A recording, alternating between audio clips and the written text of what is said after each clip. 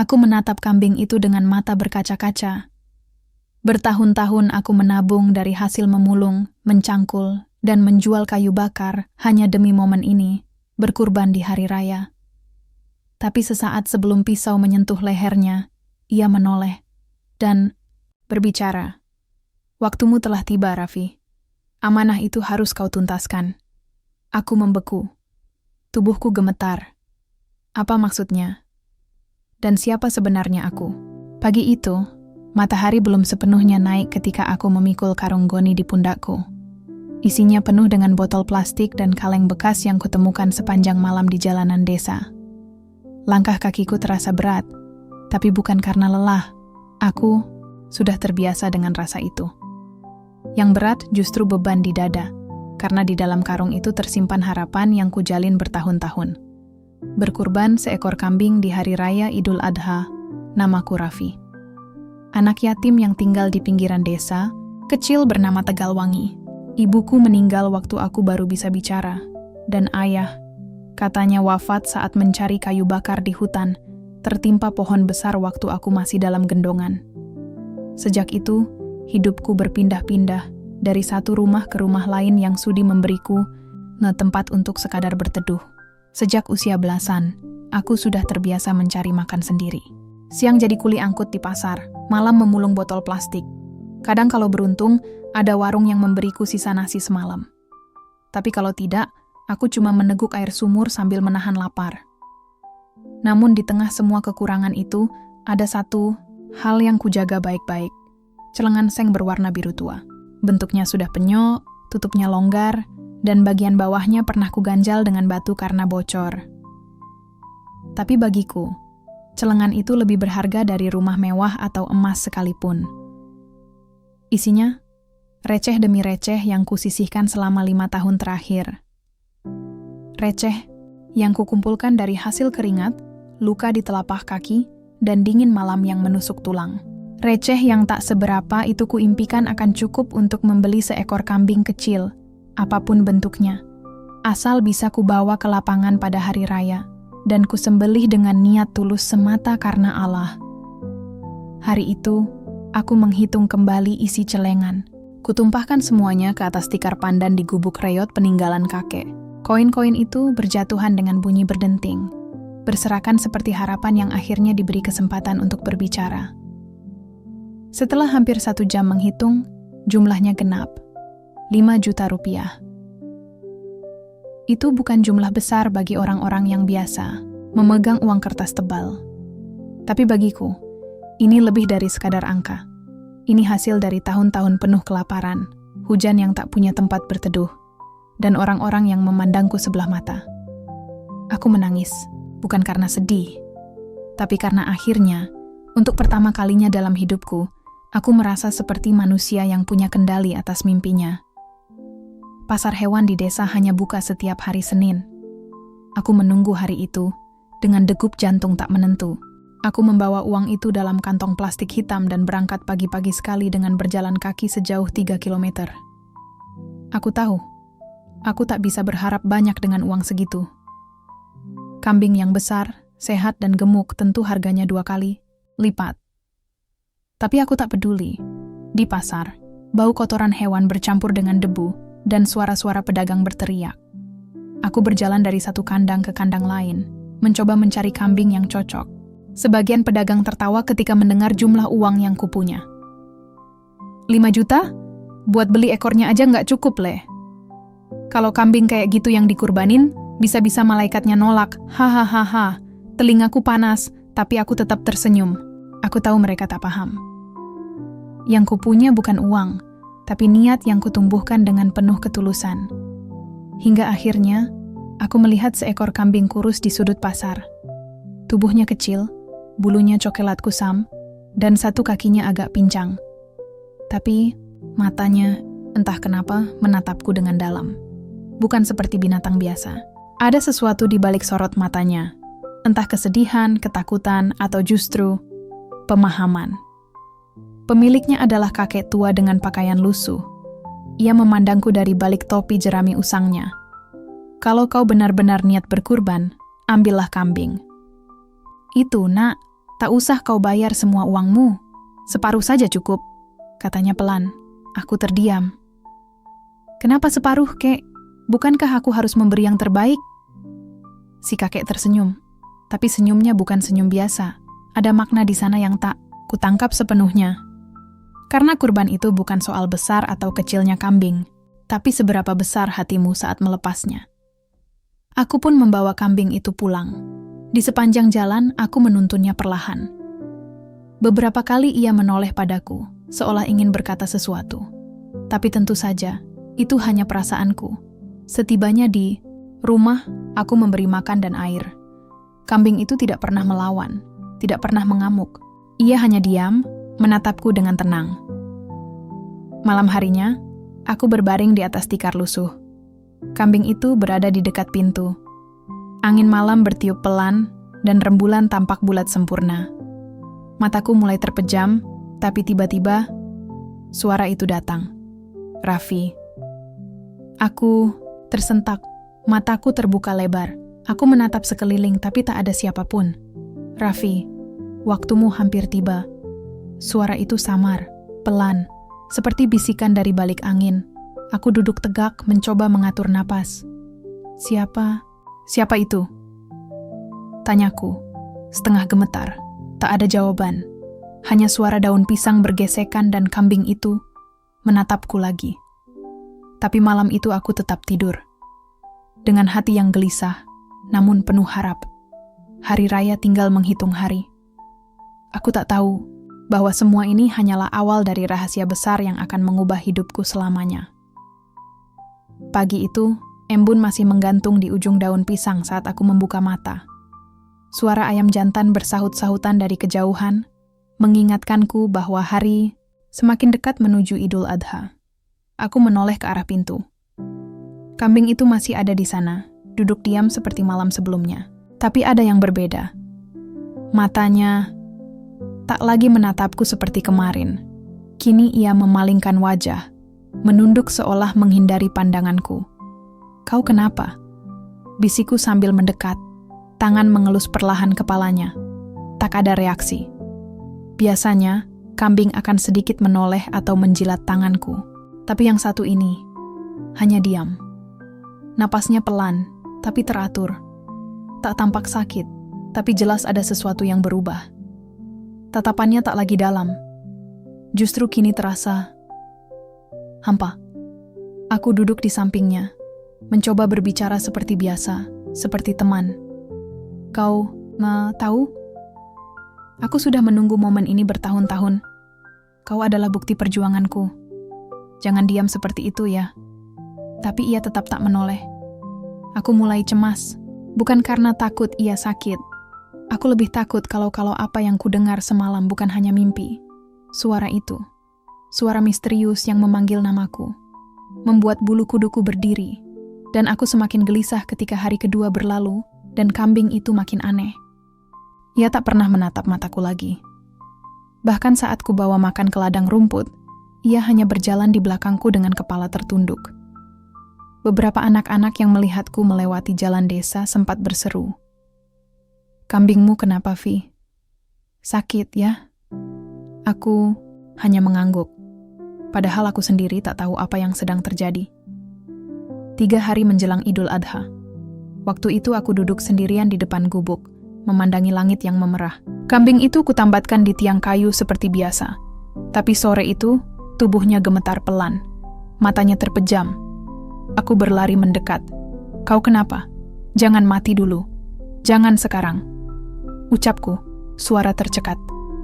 Tiba-tiba, kambing itu membuka matanya. Menatap lurus padaku untuk pertama kalinya sejak hari pertama kami bertemu. Tapi tatapannya kali ini berbeda. Mata itu bukan milik kambing biasa. Ada cahaya aneh di dalamnya. Seperti pantulan dari sesuatu yang jauh dari dunia lain. Saat aku terperangah, mulutnya perlahan bergerak, dan dalam bisikan lirih ku dengar lagi suara itu. Raffi, dengarkan baik-baik. Waktumu hampir tiba. Jaga amanah ini. Kau bukan siapa yang kau kira. Aku terhuyung ke belakang. Napasku memburu. Jantungku seperti akan meledak. Mulut kambing itu benar-benar bergerak. Aku tak sedang berhalusinasi. Suaranya lirih, tapi jelas. Penuh tekanan. Dan makna yang menggantung. Aku ingin berteriak. Ingin lari. Tapi kakiku tak bisa digerakkan. Seluruh tubuhku kaku. Apa maksudmu? Siapa aku sebenarnya? Suaraku tercekat, nyaris tak terdengar. Kambing itu menutup mulutnya, dan lagi-lagi menunduk. Sorot matanya menghilang, kembali seperti biasa. Aku masih terdiam ketika tiba-tiba seorang lelaki tua datang dari arah jalan setapak. Langkahnya tertatih, tapi sorot matanya tajam. Pak Salim, tetua kampung, berhenti di depan rumahku dan menatap kambingku lama, sangat lama, seolah mengenalnya. "Apa kau dapat kambing itu dari pasar Senin kemarin?" Tanyanya dengan suara berat. Aku mengangguk pelan. Ia diam sebentar, lalu berkata, "Kambing itu bukan hewan biasa. Dulu ayahmu pernah punya kambing yang serupa. Satu malam sebelum ia meninggal, ia berkata bahwa anaknya akan bertemu dengan tanda dari langit. Aku pikir ia mengigau. Tapi mungkin. Sekarang, aku tahu maksudnya. Jantungku berdetak lebih cepat. Ayah? Pak Salim menyebut ayahku? Pak, Bapak tahu siapa ayah saya sebenarnya? Pak Salim menatapku dalam-dalam. Ayahmu bukan sekadar penebang kayu. Ia dulu dikenal sebagai orang paling dermawan di kampung ini. Tapi ia hilang dari sejarah karena fitnah yang kejam. Ada yang tak ingin kebaikannya dikenang. Dan aku pikir, kini waktunya kau tahu semuanya. Malam itu aku tak bisa tidur. Suara kambing itu masih terngiang di telingaku. Kata-kata Pak Salim makin mengaduk perasaanku. Siapa sebenarnya aku? Kenapa semua orang menyimpan kisah tentang ayahku, tapi tak pernah ada yang bercerita kepadaku sebelumnya? Dan lebih dari segalanya, kenapa kambing itu bisa bicara? Keesokan harinya, aku kembali duduk di sampingnya. Kali ini aku tak peduli apakah ia akan menjawab atau tidak. Aku hanya ingin berbicara, mengeluarkan semua yang terpendam. Kalau kau memang makhluk utusan atau penjaga amanah, tolong, katakan yang sebenarnya padaku. Aku tak takut. Aku hanya ingin tahu siapa ayahku dan siapa aku. Kambing itu tetap diam. Tapi angin sore hari itu membawa suara bisikan, samar yang sama seperti sebelumnya. Dan untuk pertama kalinya dalam hidupku, aku merasa dunia ini menyimpan lebih banyak rahasia daripada yang pernah kupikirkan. Malam mulai turun perlahan, menyelimuti langit dengan taburan bintang yang seakan menggantung rendah di atas atap rumah reotku. Angin berhembus pelan, membawa suara serangga dan dedaunan yang saling berbisik dalam gelap. Aku kembali merebahkan tubuh di tikar anyaman yang sudah mulai usang. Tapi malam ini, aku tahu tidurku tak akan biasa. Pikiranku terus mengulang kejadian sore tadi. Kalimat Pak Salim masih terpatri jelas. Ayahmu bukan sekadar penebang kayu. Siapa sebenarnya ayahku? Mengapa seluruh desa menyembunyikan kisah masa lalunya dariku? Dan kambing itu, sorot matanya seolah menyimpan 1000 rahasia yang belum sempat ia buka. Aku memejamkan mata. Lama, sunyi. Hanya suara napasku sendiri yang terdengar. Sampai tiba-tiba, aku berdiri di tengah hutan gelap. Semua pepohonan menjulang tinggi, tapi tak satu pun menutupi pandangan ke langit. Bintang-bintang terlihat lebih terang, dan di depan sana, ada seseorang berdiri membelakangiku. Lelaki tua, berjubah putih. Bahunya lebar, tubuhnya tegap, tapi rambutnya memutih semua. Ia tak menoleh, hanya menatap ke depan ke arah sebuah batu besar yang di atasnya menyala pelita kecil. Aku mencoba mendekat, tapi langkahku terasa berat.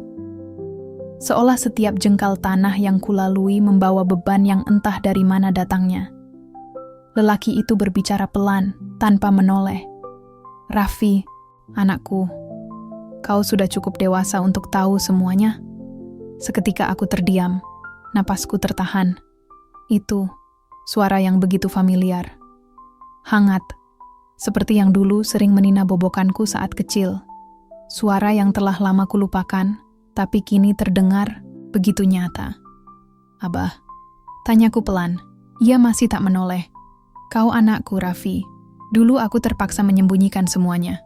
Bukan karena takut, tapi karena aku ingin kau tumbuh dalam kebaikan, bukan dendam. Mereka membakar rumah kita, mengusir ibu dan adikmu.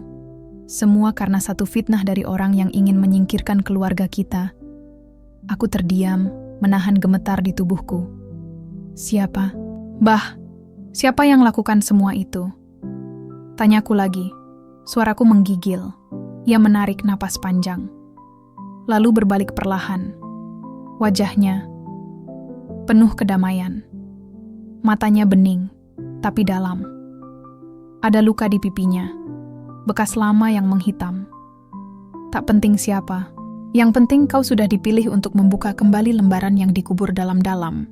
Mereka pikir darah keluarga kita sudah habis, tapi mereka salah karena kau masih berdiri." Aku mengangguk meski tak sepenuhnya paham. Kambing itu bukan hewan biasa. Ia adalah penjaga. Ia sudah bersamaku sejak dulu. Dan ketika ajal menjemputku, aku menitipkan amanah melalui dirinya, amanah yang kini menjadi tanggung jawabmu. Lalu, apa yang harus aku lakukan, Bah? Ia melangkah mendekat, meletakkan tangannya di pundakku. Kau harus kembali ke tempat di mana semuanya bermula, ke desa yang telah menghapus nama kita dari sejarah, ke Bukit Kenanga. Di sanalah kebenaran tertanam, dan jika kau tulus, ia akan muncul di hadapanmu. Pelita di atas batu tiba-tiba berkedip. Tapi ingat, tidak semua orang akan senang melihatmu menggali kembali masa lalu. Kau harus siap, bukan hanya hatimu, tapi jiwamu. Angin mendesir keras, pelita itu padam, dan aku terbangun dengan tubuh penuh peluh, meski udara masih dingin menusuk. Aku terduduk, masih gelisah, masih setengah tak percaya. Tapi suara itu, sentuhannya, semua terasa terlalu nyata untuk disebut mimpi. Aku segera keluar. Kambing itu masih duduk, tapi kali ini ia menatapku. Dalam, tajam, dan seolah mengangguk pelan. Keesokan paginya, aku pergi ke rumah Pak Salim. Tanpa ragu, kutanya, "Pak, di mana letak Bukit Kenanga?" Wajah Pak Salim menegang. Tangannya yang sedang mengaduk teh tiba-tiba terhenti. "Kenapa kau tanya itu, Vi?" "Aku bermimpi tentangnya. Ayahku muncul dan bilang, kebenaran keluargaku terkubur di sana." Pak Salim menghela napas panjang, lalu memandangi langit. "Kalau kau sudah melihatnya dalam mimpi, berarti waktunya memang telah tiba." Aku menggenggam tanganku sendiri. "Bapak tahu apa yang terjadi dulu, kan? Tolong, ceritakan semuanya." Pak Salim berdiri, membuka lemari kayu tua di pojok ruangan. Dari dalamnya ia mengeluarkan sebuah peti kecil, usang, berdebu. Ia menyerahkannya padaku. "Ini milik ayahmu. Dulu ia titipkan padaku dan bilang, berikan ini pada Raffi, kalau suatu hari ia datang dan bertanya tentang Bukit Kenanga." Tanganku gemetar saat membuka peti itu. Di dalamnya ada secarik kertas, kain hitam, dan sebuah liontin perak, berbentuk bulan sabit. Kupandangi kertas. Itu, tulisan tangan ayahku. "Untuk Raffi, anakku, jika kau membaca ini, maka kau telah dipanggil. Jangan takut menelusuri jejak yang terhapus. Tapi ingat, cahaya hanya akan datang pada hati yang tulus." Malam itu aku kembali duduk di dekat kambingku. Ia menatapku lalu mendekatkan kepalanya ke bahuku. "Aku akan pergi," bisikku, "ke Bukit Kenanga. Aku akan cari tahu siapa aku sebenarnya. Dan kenapa semua orang ingin menyembunyikan masa lalu keluargaku." Kambing itu seolah mengerti. Ia mengembik pelan, lalu diam lagi. Langit belum terlalu terang saat aku berangkat, meninggalkan desa kecil tempatku tumbuh. Hanya secarik tas kain kumal berisi air minum, sepotong roti, dan peti kecil warisan ayah yang menemaniku. Aku menatap ke belakang sejenak. Rumah kayu reot itu berdiri diam di tengah ladang sunyi, seperti berusaha menahan langkahku. Namun langkah ini tak mungkin mundur lagi. Aku harus tahu siapa diriku sebenarnya. Dan Bukit Kenanga adalah kuncinya. Perjalanan menuju Bukit Kenanga bukan hal mudah. Meski letaknya hanya beberapa desa dari tempat tinggalku, tak banyak orang yang tahu jalan ke sana. Bahkan, ada yang bilang, bukit itu sudah tak bisa ditemukan lagi sejak bertahun-tahun lalu. Tapi Pak Salim menyelipkan secarik peta lusuh ke dalam peti warisan itu. Peta tangan, dengan tulisan kecil di sudutnya. Jangan andalkan mata, dengarkan hatimu. Aku tak paham maksudnya, tapi aku percaya. Ayahku tak mungkin menulis kalimat itu tanpa alasan. Setelah setengah hari berjalan kaki melewati pematang sawah, kebun singkong, dan aliran sungai dangkal, aku sampai di sebuah hutan kecil. Sunyi. Udara terasa lebih dingin, seperti ada batas tak terlihat yang memisahkan dunia luar dengan tempat ini. Aku mengamati peta lagi. Ada sebuah tanda silang di bagian utara, persis di antara dua pohon besar yang menjulang seperti gerbang. Aku berjalan ke sana. Dan benar saja, di tengah hutan itu, dua pohon besar berdiri berdampingan, akar-akar mereka saling bertaut seperti jemari saling menggenggam. Aku melewatinya pelan. Dan sesaat kemudian, dunia berubah. Suara jangkrik mendadak hilang. Angin tak lagi bertiup. Semua terasa diam, terlalu diam. Namun langkahku tetap berlanjut. Sampai akhirnya aku sampai di sebuah tanah lapang penuh rerumputan tinggi. Di sanalah aku melihatnya. Bukit kecil, diselimuti kabut tipis, berdiri anggun di ujung barat hutan. Bukit Kenanga. Saat aku mendaki, kakiku terasa berat. Setiap langkah seperti menarik masa lalu yang mencoba menyeretku mundur. Namun aku terus berjalan, mengikuti bisikan dalam hati. Sampai akhirnya aku sampai di puncaknya. Dan di sanalah aku melihat sesuatu yang membuat nafasku tercekat. Sebuah rumah batu tua. Setengah runtuh, dindingnya ditumbuhi lumut. Namun di depan rumah itu, berdiri sebuah pilar kayu besar dengan ukiran bulan sabit dan tulisan yang sudah nyaris pudar. Darul Falah, tempat berkumpulnya mereka yang terlupa. Aku melangkah masuk. Langkah demi langkah, napasku semakin berat. Bayangan.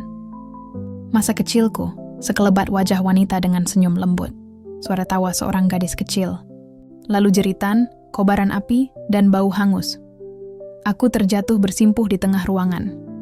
Kepalaku mendadak pusing. Ingatan masa lalu seperti menyeruak tiba-tiba. Wajah wanita itu bukan orang asing. Ia ibuku. Dan gadis kecil itu adikku. Aku menangis diam-diam. Kenapa aku baru mengingatnya sekarang? Di ujung ruangan, aku melihat sebuah lubang kecil di lantai. Tertutup papan kayu. Aku membukanya perlahan dan menemukan tangga tua yang menurun ke ruang bawah tanah. Dengan penerangan dari obor kecil yang kutemukan di dinding, aku turun pelan. Dan disinilah semuanya berubah.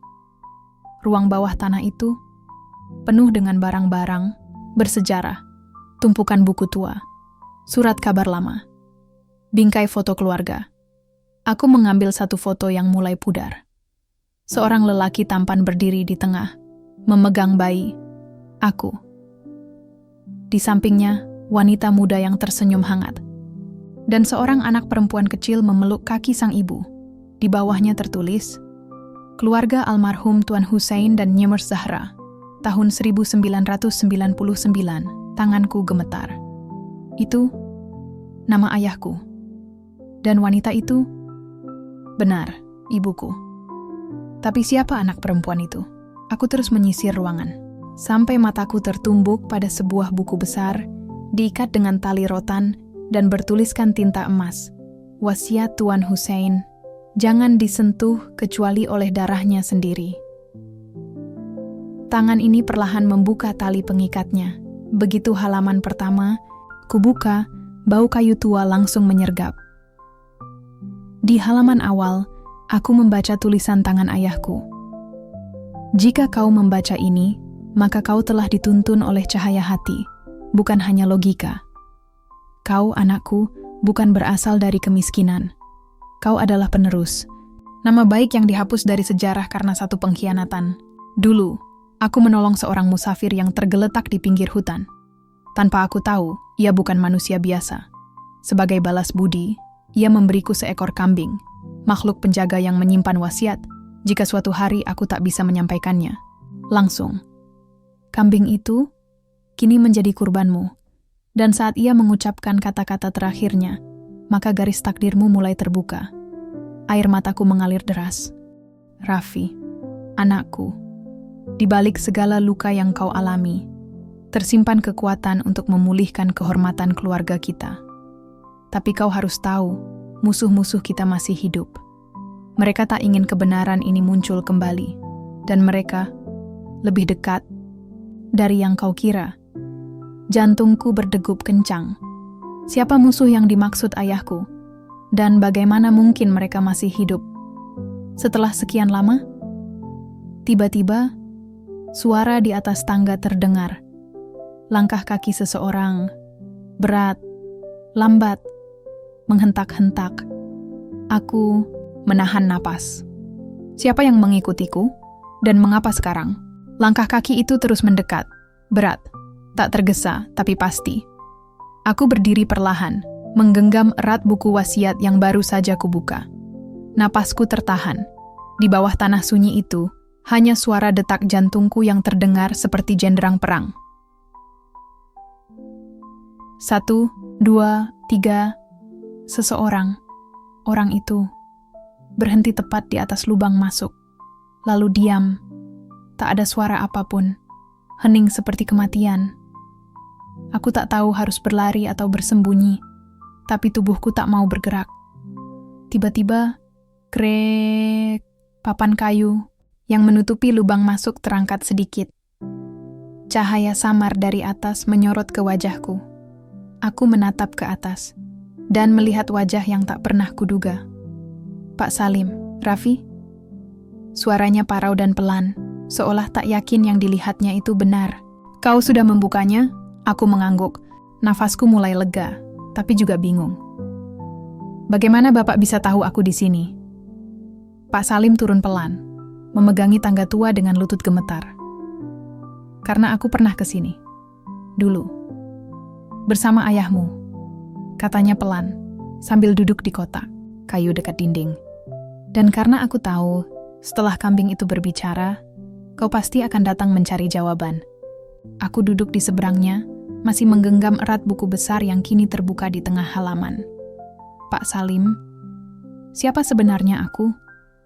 Ia menatapku, lama sekali, seakan menilai apakah aku benar-benar siap mendengar jawabannya. Kau bukan anak miskin biasa, Raffi, ucapnya pelan, hampir seperti bisikan. Ayahmu dulu adalah orang terpandang di daerah ini. Ia pemilik yayasan, pengajar, dan pemimpin yang dihormati.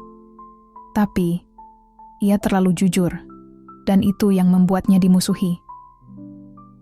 Dimusuhi oleh siapa? Pak Salim memejamkan mata, seperti sedang menggali luka lama.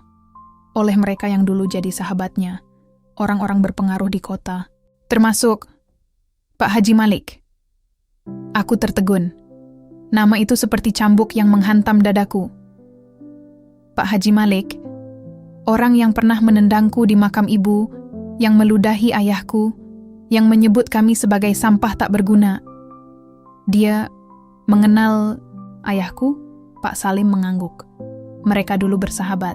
Tapi kemudian, ketika ayahmu mengungkap penyimpangan dana sedekah yang melibatkan banyak nama besar, ia dijebak. Fitnah itu begitu besar hingga semua percaya. Yayasan ayahmu dibakar, ibumu hilang dan kau dititipkan pada seorang petani tua di desa. Tenggorokanku tercekat. Lalu siapa adik perempuanku? Pak Salim menunduk. Itu yang belum kita tahu. Dia hilang sejak malam pembakaran. Tak pernah ditemukan. Bahkan jenazahnya pun tidak. Aku menggigit bibir. Hatiku berdesir pilu. Ternyata, selama ini aku berjalan di atas luka sejarah yang tak ku tahu. Dan kambing itu? Tanyaku pelan. Itu penjaga, jawabnya cepat. Makhluk gaib yang dititipkan oleh seorang musafir misterius kepada ayahmu bertahun-tahun lalu. Bukan sembarang kambing, ia hanya akan berbicara pada orang yang hatinya tulus. Maka ketika ia berbicara padamu, itu artinya kau sudah dianggap layak menerima warisan kebenaran. Aku tak tahu harus merasa terhormat atau takut. Pak Salim memandangku lekat-lekat. Tapi kau harus tahu, Raffi. Mereka yang dulu menghancurkan keluargamu belum sepenuhnya pergi. Mereka masih berkuasa. Dan mereka akan memburumu begitu tahu kau sudah mengetahui semua ini. Aku terdiam lama. Pikiranku melayang ke masa kecil, ke malam-malam lapar, ke tubuh ayahku yang kurus dan sering batuk, ke makam ibu yang digali tanpa belas kasihan. Semua rasa sakit itu bukan kebetulan. Aku harus melakukan sesuatu, kataku. Akhirnya Pak Salim tersenyum lirih, namun matanya menyimpan cemas. Aku tahu kau akan berkata begitu, tapi Raffi, jalanmu tak mudah. Kau harus kuat, karena perang ini bukan soal membalas dendam, tapi menegakkan kembali nama yang diinjak-injak.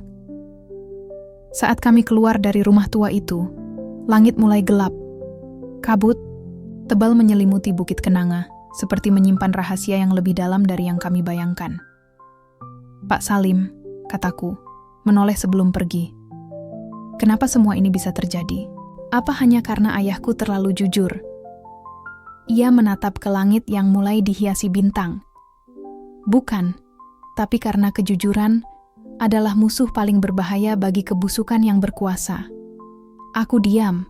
Jawaban itu lebih menusuk dari yang kukira. Kami berjalan turun dari bukit dalam diam. Tapi di tengah hening itu, aku tahu satu hal. Aku tak bisa lagi kembali jadi Raffi yang dulu. Aku telah membuka pintu yang tak bisa kututup lagi. Dan kini, pertanyaannya bukan hanya tentang siapa aku sebenarnya, tapi siapa yang berani kulawan. Demi kebenaran yang selama ini dikubur, sejak malam itu, hidupku tak pernah sama lagi. Suara kambing yang dulu hanya terdengar sekali dalam semak-semak kini terus menggema dalam pikiranku. Bukan sekadar suara, tapi pesan. Dan pesan itu seperti membangunkanku dari tidur panjang. Ada kebenaran yang tertimbun, dan kau harus menggali lagi, sebelum semuanya terlambat. Aku mengulang kalimat itu hampir setiap malam, sambil memandangi buku warisan yang kini kusimpan dalam kotak kayu di bawah tempat tidur. Sudah 3 hari sejak aku dan Pak Salim menemukan catatan rahasia itu di rumah tua. Dan sejak saat itu, Pak Salim tak pernah lagi terlihat di warung, masjid, atau kebun. Hilang. Begitu saja. Aku mencoba tak panik, tapi saat ku datangi rumahnya pagi itu, pintunya terbuka sedikit, dan segala isinya terlihat porak-poranda. Seperti seseorang baru saja mengobrak-abrik rumah itu, mencari sesuatu. Dan entah kenapa, hatiku langsung mencium satu nama. Pak Haji Malik. Hari itu, hari Jumat. Desa sedang ramai karena banyak warga berkumpul di masjid. Aku duduk di bagian belakang, berusaha menyatu dalam kerumunan sambil menajamkan telinga. Kita doakan semoga Pak Salim cepat kembali, ujar Pak RT sebelum khutbah dimulai. Katanya pergi keluar kota, sahut seseorang di depanku. Enggak mungkin. Dia bahkan enggak sempat bawa sandal, rumahnya terbuka. Jelas ada yang aneh, aku menggigit bibir, ada yang tahu. Tapi tak berani bicara terlalu keras.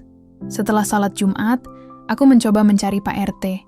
Namun dia buru-buru masuk ke mobil hitam yang tak biasa diparkir di halaman masjid. Dan di balik kaca mobil itu, aku melihat sekilas wajah yang membuat jantungku berhenti berdetak. Pak Haji Malik. Dia duduk di kursi belakang, mengenakan kacamata hitam. Dan entah kenapa, tersenyum ke arahku sebelum mobilnya melaju perlahan, meninggalkan pelataran masjid.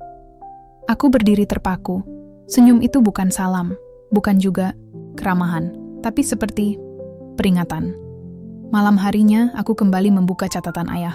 Di salah satu halaman, ada bagian yang dulu tak sempat kubaca dengan seksama, tentang surat wasiat kedua.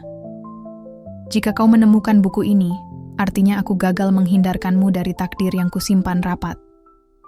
Tapi ingat Raffi, ada surat lain yang disembunyikan di tempat terakhir aku mengajar. Di sana, kau akan menemukan nama mereka yang menjatuhkan kita. Dan satu-satunya kunci untuk menghapus fitnah. Tanganku gemetar. Tempat terakhir ayah mengajar, bukankah dulu dia sempat menjadi guru honorer di kota? Tapi ayah tak pernah menyebut nama sekolahnya. Aku mengingat-ingat kembali cerita masa kecil yang samar. Lalu aku teringat pada sesuatu. SD tua yang kini jadi gudang pupuk. Aku segera berlari keluar rumah. Malam itu sunyi, hanya diselingi suara jangkrik dan desir angin yang menggoyang pohon bambu. Aku menyusuri jalan setapak menuju SD tua di pinggir desa, tempat yang dulu selalu kuanggap angker karena sudah lama kosong. Saat tiba di sana, pintu depan sudah digembok, tapi jendela di sisi utara terbuka sedikit. Aku memanjat, masuk pelan-pelan, berbekal senter kecil yang kuikat di kepala. Ruang kelas itu berdebu. Dindingnya mengelupas, dan bangku-bangku berserakan. Tapi ada sesuatu yang membuatku mendekat ke papan tulis yang sudah memudar. Tanda silang merah. Aku menyentuhnya. Bukan sekadar coretan cat, tapi bekas luka bakar. Lalu aku menyadari, di balik papan tulis itu, ada celah kosong. Dengan sedikit tenaga, aku mendorong papan itu, dan sebuah dinding kayu di belakangnya bergeser, menampakkan sebuah laci tersembunyi. Kudorong perlahan, dan di dalamnya ada sesuatu terbungkus kain putih usang. Tanganku bergetar saat membuka bungkus itu, sepucuk surat tua, ditulis dengan tangan yang gemetar, tinta yang sudah pudar, tapi masih bisa terbaca. Untuk anakku, jika kau membaca ini, ketahuilah bahwa mereka yang kulindungi telah menjadi musuhmu. Nama mereka tertulis di balik kertas ini, tapi jangan buru-buru membalas. Gunakan kebenaran sebagai senjata, karena itu satu-satunya yang membuat mereka takut. Aku membalik kertas itu, dan mataku membelalak. Nama-nama itu, Pak Haji, Malik, Pak RT, Kepala Desa, 3 donatur masjid, bahkan Kepala Yayasan Zakat Kecamatan. Hatiku bergemuruh, aku hampir tak percaya. Selama ini mereka yang dihormati, yang berdiri di mimbar, yang memimpin doa dan sedekah, adalah para penghancur keluargaku. Aku terduduk, lemas. Tapi sebelum aku sempat berpikir lebih jauh, terdengar suara langkah cepat di luar jendela. Aku mematikan senter, menahan napas. Suara itu makin dekat, dan lalu, bruk! Seseorang menerobos jendela dan menyorotkan cahaya langsung ke wajahku. Raffi. Aku menoleh. Wajah itu samar tapi ku kenal. Pemuda berbadan tegap, berjenggot tipis, dan memakai seragam satpam yayasan. Serahkan surat itu, ucapnya dingin. Aku menggeleng. Kau siapa? Bukan urusanmu. Serahkan sebelum aku ambil dengan paksa. Tanganku meremas surat itu erat-erat. Ini milik keluargaku. Dia maju.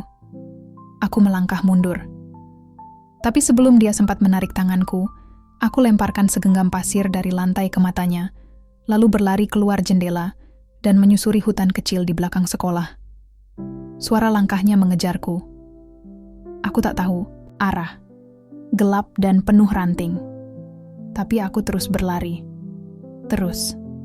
Dan terus. Sampai akhirnya aku tersandung. Jatuh ke jurang kecil. Dan tubuhku membentur tanah keras. Segalanya gelap. Tapi sebelum aku pingsan, aku masih sempat melihat cahaya redup dari kejauhan dan suara samar seseorang berbisik di dekat telingaku. Bangkit, Raffi. Ini baru awal. Tubuhku sakit semua. Lengan tergores, kening berdarah, dan kakiku terkilir. Tapi yang paling parah bukan itu, melainkan kenyataan bahwa dunia yang selama ini kupikir penuh doa dan kebaikan, ternyata menyembunyikan wajah iblis di balik jubah dan sorban. Pagi itu, aku terbangun di gubuk reyot dekat pinggiran hutan, ditutupi daun pisang. Aku tak tahu siapa yang menolongku. Tapi ada segelas air kelapa dan sepotong singkong rebus di sebelahku, seolah seseorang sudah memperkirakan aku akan pingsan di situ. Aku menegakkan badan pelan. Surat ayah masih kusimpan di balik baju. Kuselipkan erat-erat di balik kaus dalam, Lalu kukemasi sisa tenagaku untuk berjalan kembali ke desa. Namun baru saja memasuki jalan setapak menuju rumah, aku mendengar keramaian dari arah lapangan. Warga berkumpul. Di tengah kerumunan, Pak Haji Malik berdiri di atas panggung kecil darurat, membawa mikrofon. Suaranya lantang, menggelegar, lebih nyaring dari biasanya. Hari ini, saya ingin mengingatkan kita semua tentang bahayanya fitnah.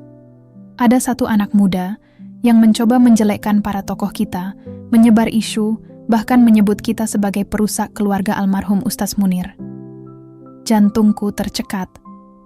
Itu nama ayahku. Anak itu, Raffi. Ya, si yatim yang pura-pura polos tapi membawa niat jahat. Dia membawa surat palsu, mencoba menodai nama baik kita.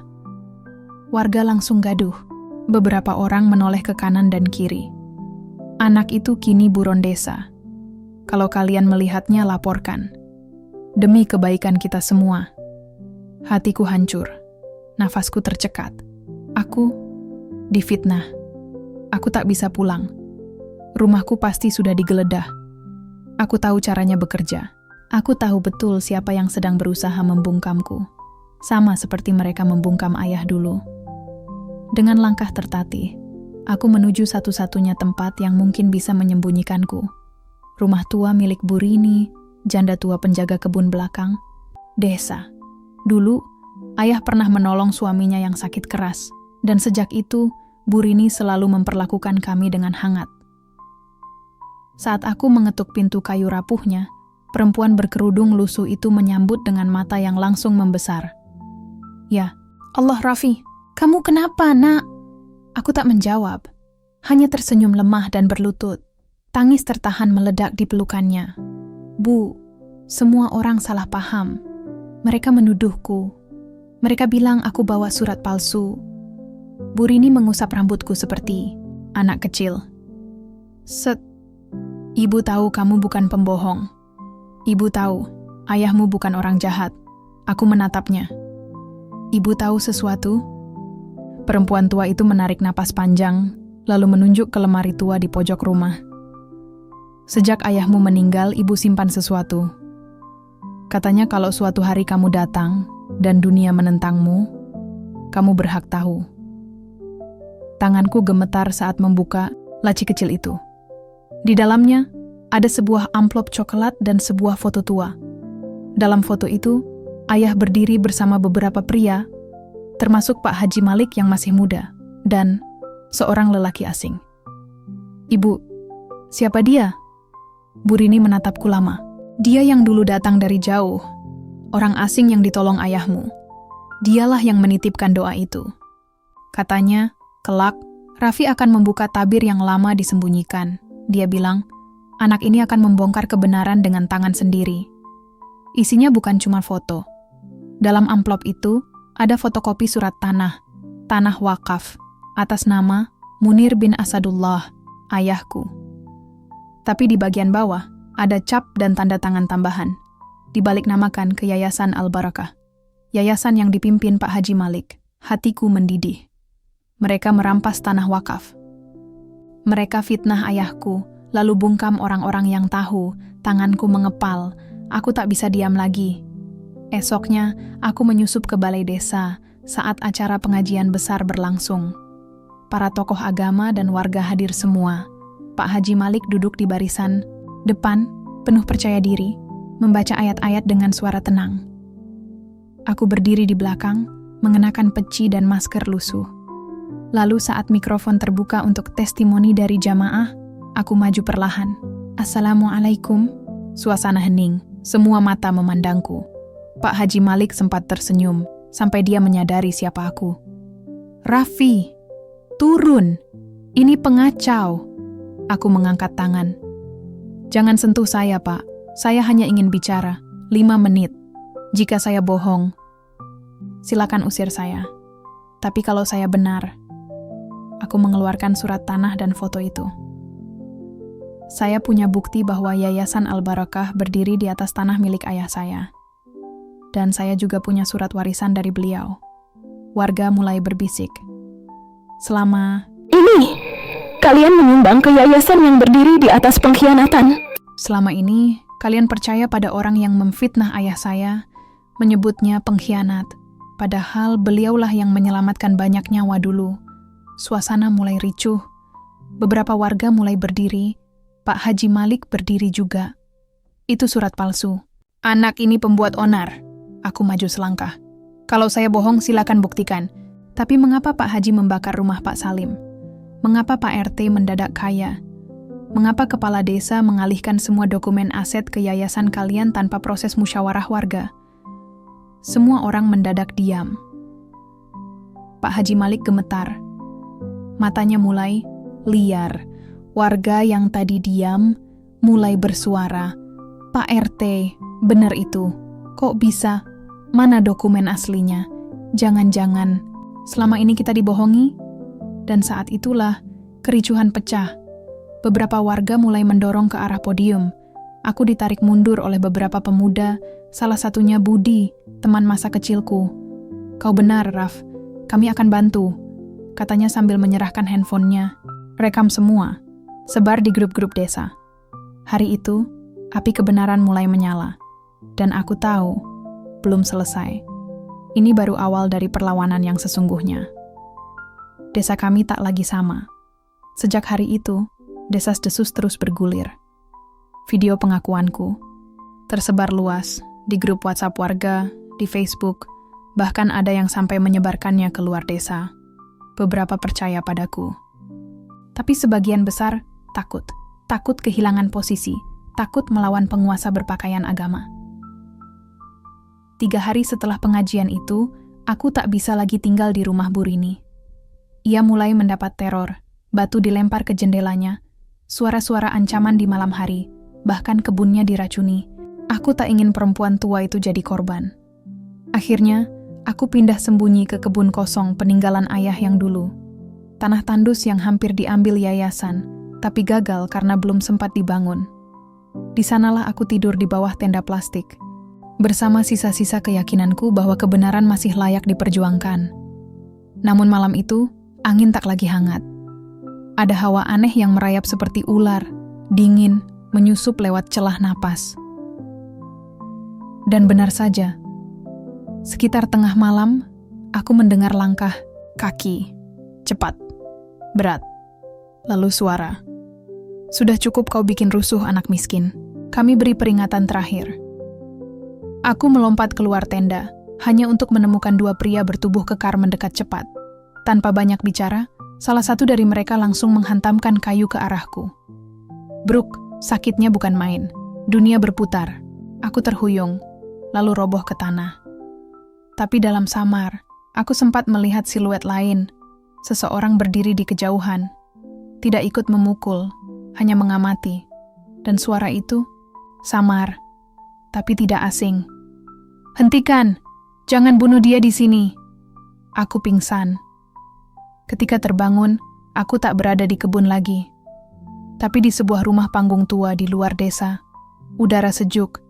Dinding kayu penuh foto-foto tua berbingkai emas.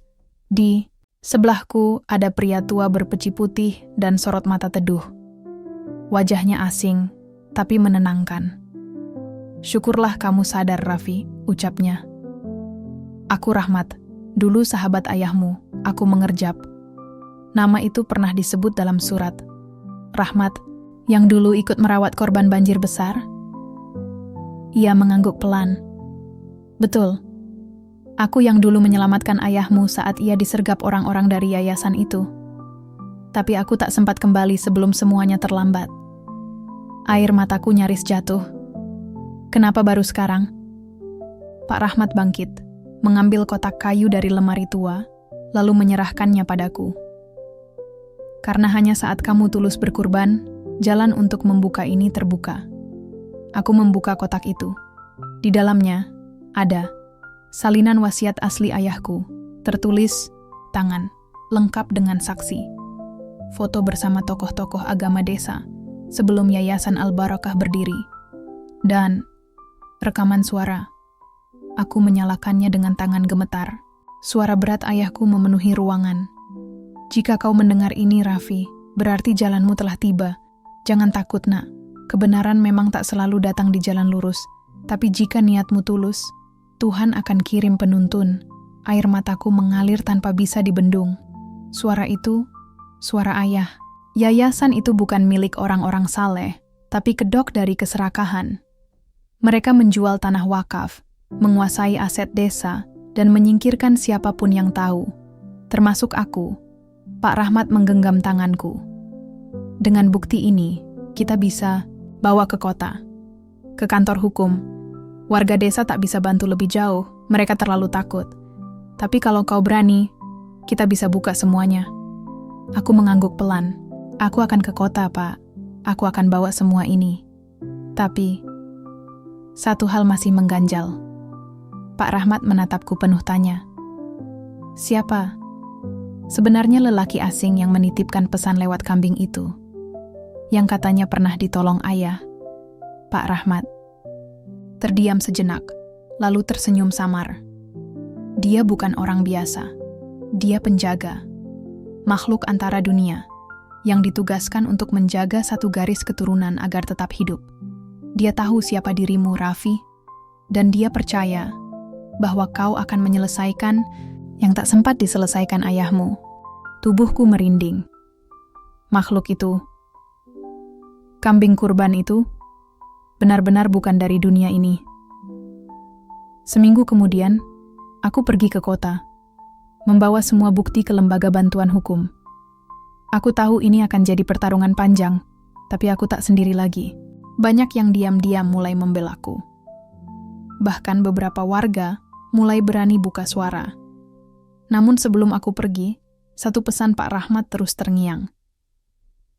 Jika kamu ingin melawan fitnah, jangan hanya membawa bukti. Bawa pula kebaikan yang tak bisa disangkal. Malam itu aku salat dengan tenang.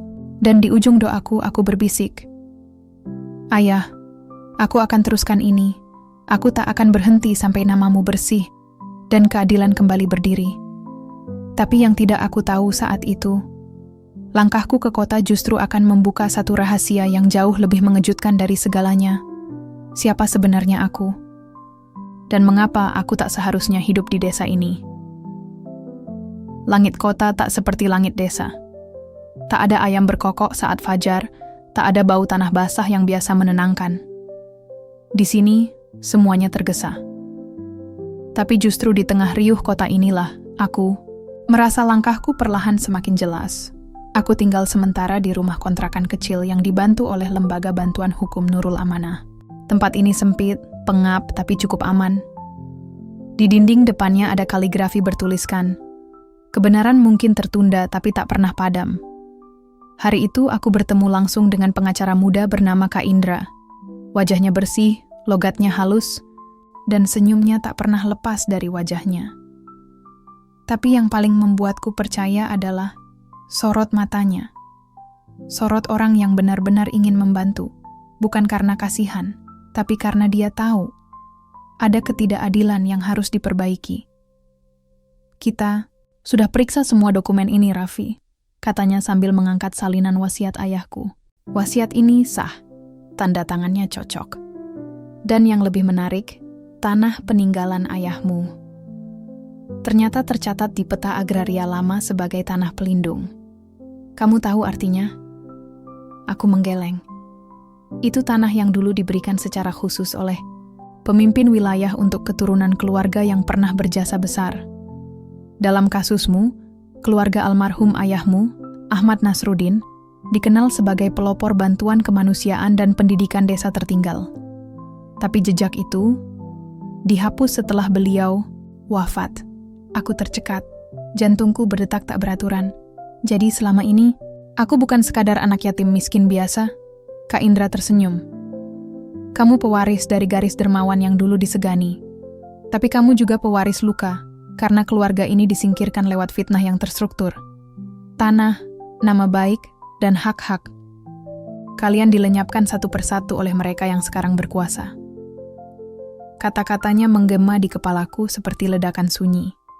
Jadi benar, aku selama ini hidup dalam bayang-bayang warisan yang terampas. Sore itu, Kak Indra mengajakku ke perpustakaan arsip wilayah. Ia bilang, ada sesuatu yang harus aku lihat sendiri.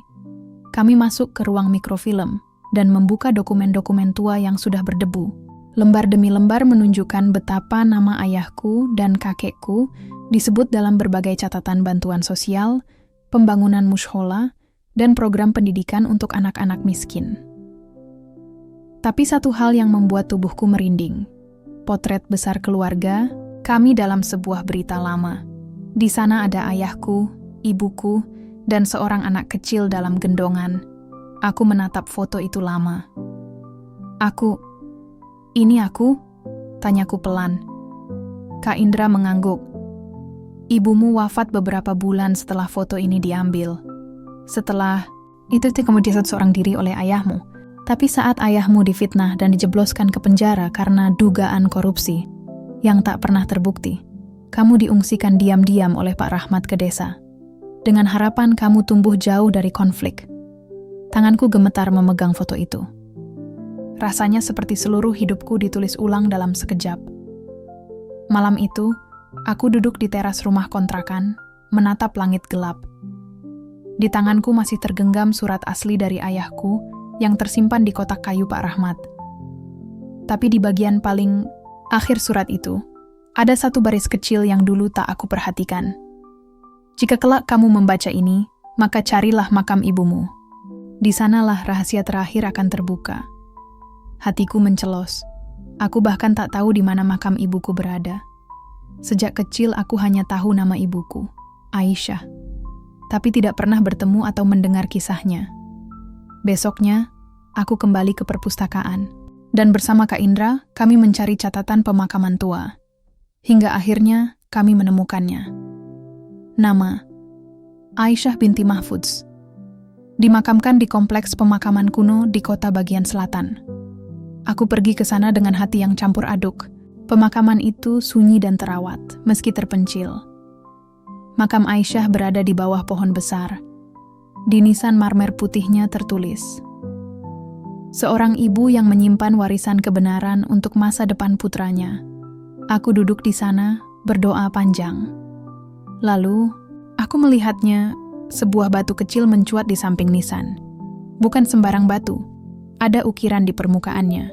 Sebuah simbol kuno yang sama seperti yang ada di dalam surat ayahku. Simbol keluarga kami. Aku gali perlahan, dan menemukan sebuah kotak logam kecil yang terkubur rapat. Dengan tangan gemetar, aku membukanya. Isinya, cincin perak dengan lambang keluarga, kunci kecil dengan huruf R terukir, dan sebuah lembaran kuning lusuh yang isinya membuat tubuhku membeku. Tulisan tangan ibu. Jika kau menemukan ini, Raffi, berarti jalanmu sudah tiba. Kunci ini untuk membuka lemari besi di rumah besar warisan ayahmu di Bukit Lembah. Di dalamnya ada dokumen terakhir, warisan, wasiat, dan peta kekuasaan kotor yang merampas hak kita. Jangan takut, karena darahmu adalah darah pemberani. Aku menatap langit malam, kali ini tidak dengan rasa takut, tapi dengan kesadaran penuh bahwa perjalananku belum selesai. Bahkan mungkin baru saja dimulai. Kebenaran tak akan pernah mudah. Tapi selama aku hidup, aku tak akan membiarkan warisan itu terkubur dalam diam. Karena aku bukan lagi Raffi si anak pemulung. Aku adalah pewaris dari darah yang pernah dijatuhkan. Dan kini bersiap untuk bangkit kembali. Bukit Lembah. Tempat itu sunyi, hampir tak tersentuh manusia selama bertahun-tahun. Disinilah dulunya berdiri rumah besar milik keluargaku, tempat yang dikabarkan hangus terbakar, namun pondasinya masih menyisakan jejak kekuasaan yang dulu disingkirkan dengan kejam. Aku berdiri di depan sebuah bangunan tua, dindingnya penuh lumut, atapnya setengah runtuh. Tapi di dalam tersembunyi sesuatu yang jauh lebih bernilai daripada emas, kebenaran. Kunci warisan dari makam ibu kugunakan untuk membuka pintu besi di ruang bawah tanah. Ruangan itu gelap, tapi masih utuh. Di pojoknya berdiri sebuah lemari besi besar dengan lambang keluarga kami. Sepasang tangan menggenggam cahaya. Dengan bantuan Kak Indra dan seorang teknisi, kami berhasil membuka lemari itu. Isinya membuatku terdiam lama. Dokumen wasiat asli ayahku, akta tanah yang masih sah secara hukum. Laporan, penggelapan palsu yang sengaja dimanipulasi. Dan yang paling menggetarkan, buku catatan harian ayahku. Halaman-halamannya penuh coretan tangan yang mencatat nama-nama tokoh yang mengkhianatinya. Pejabat desa, kepala lembaga, bahkan tokoh agama, termasuk Pak Haji Malik. Ternyata bukan hanya fitnah biasa. Ayahku dijebak karena menolak ikut serta dalam penggelapan dana bantuan asing yang disalurkan untuk desa. Ia lebih memilih disingkirkan daripada bersekongkol dalam kejahatan. Air mataku jatuh menetes di atas lembaran itu, bukan karena sedih, tapi karena marah. Karena selama ini, aku dibesarkan dalam kemiskinan, dianggap remeh, dan disakiti. Padahal aku adalah korban dari konspirasi yang nyaris menghapus sejarah keluargaku. Hari-hari berikutnya aku dan Kak Indra menyiapkan langkah besar. Gugatan hukum. Bukan hanya untuk mengembalikan hak atas tanah warisan, tapi juga untuk membuka kembali kasus fitnah terhadap ayahku, agar namanya direhabilitasi secara sah. Berita ini mulai tersebar. Media lokal meliput kisahku. Pemuda pemulung bongkar kejahatan. Masa lalu menjadi berita utama. Banyak yang tak percaya, banyak pula yang mencibir. Tapi di balik itu, ada gerakan sunyi dari masyarakat desa yang mulai bangkit. Mereka yang dulu diam, kini angkat suara. Beberapa orang tua mengaku pernah ditekan, dipaksa tutup mulut. Bahkan kepala dusun saat ini, Pak Jamil, menyatakan kesaksian bahwa dirinya menyimpan salinan dokumen asli yang memperkuat semua tuduhanku. Hari itu, aku berdiri di hadapan sidang terbuka. Ruang sidang penuh. Wajah-wajah tua yang dulu menindas kini duduk di kursi terdakwa. Termasuk Pak Haji Malik. Nama saya Raffi bin Ahmad Nasruddin, kataku tegas di hadapan hakim. Saya datang bukan membawa amarah. Saya datang membawa warisan kebenaran. Semua mata tertuju padaku. Selama hidup saya dihina karena miskin, ditendang saat berdoa untuk ibu saya, dilecehkan karena saya dianggap bukan siapa-siapa. Tapi hari ini, saya bukan berdiri untuk membalas. Saya berdiri untuk menghidupkan kembali nama ayah saya yang dibunuh dengan fitnah. Pak Haji Malik menunduk, wajahnya pucat. Dan saat aku menatapnya, tak ada lagi ketakutan di dalam dadaku. Yang tersisa hanya keberanian. Beberapa bulan setelah sidang itu, akhirnya keadilan ditegakkan. Nama ayahku dibersihkan. Tanah warisan dikembalikan. Dan lebih dari itu, aku menerima permintaan maaf terbuka dari mereka yang dulu menghancurkan keluargaku. Namun, aku menolak balas dendam. Tanah yang kuterima tak kugunakan untuk membangun rumah mewah, melainkan sebuah sekolah gratis untuk anak-anak miskin. Sekolah itu aku beri nama Madrasah Nur Nasruddin. Cahaya untuk mereka yang terpinggirkan, seperti aku dulu. Di hari peresmian banyak yang datang. Tapi yang membuat mataku berkaca-kaca adalah saat aku melihat sekelompok anak yatim datang berbaris, wajah-wajah kecil yang penuh harapan. Aku berdiri di tengah mereka, mengenakan baju putih sederhana. Seseorang bertanya, "Raffi, bagaimana rasanya sudah menang?" Aku tersenyum kecil. Ini bukan kemenangan, ini baru permulaan. Takdir saya bukan untuk menang atas musuh, tapi untuk menjadi jalan bagi mereka yang hampir kehilangan harapan. Dan saat aku menoleh ke langit, aku seakan melihat senyuman ayah dan ibuku. "Terima kasih ayah, wasiatmu telah kutunaikan. Terima kasih ibu, kebenaranmu telah kutemukan." Hari itu, aku sadar, takdir yang tertulis tak akan pernah hilang. Ia hanya menunggu seseorang yang cukup berani untuk membacanya kembali.